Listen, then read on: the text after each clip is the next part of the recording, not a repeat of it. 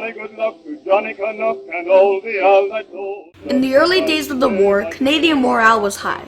This is mainly because everyone thought that the war would end by Christmas. But as Christmas Day passed, the war still hadn't ended.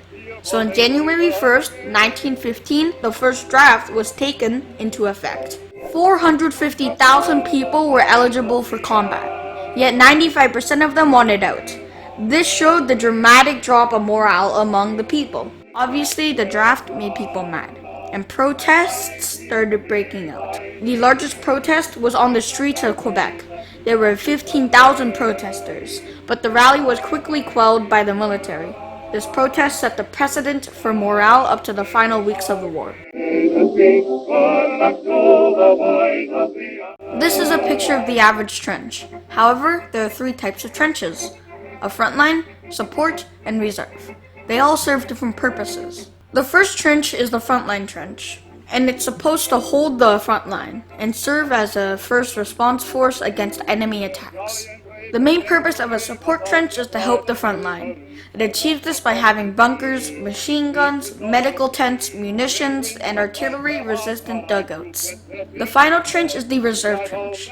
The purpose of the reserve trench is to cycle out troops from the front line every week.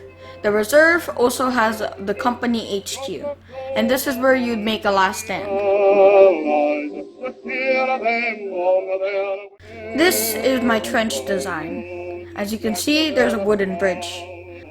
And in this screenshot, you can see duckboards, a wooden wall, and barbed wire. And here, you can see a fallen down tent, and you can also see a crater in this screenshot.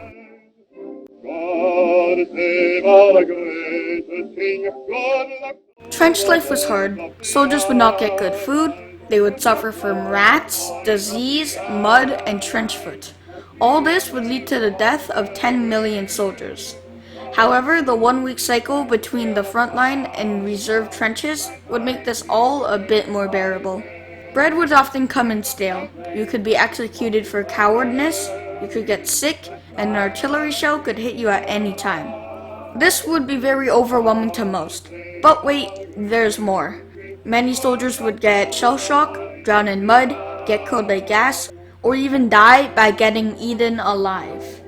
Understandingly, many went crazy, and rumors spread rampant. But this didn't stop many, and nearing the end of the war, morale spiked. And on the 11th hour, on November 11th, 1918, the Great War was over.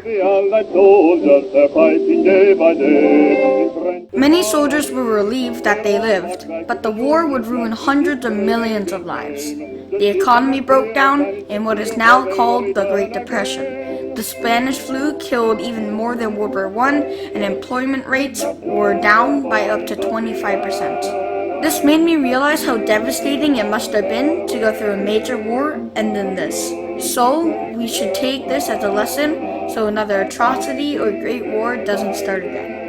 Well, that didn't go so well. So, let's take this as a reminder to not use trench warfare ever again. Thank you for watching, and bye-bye.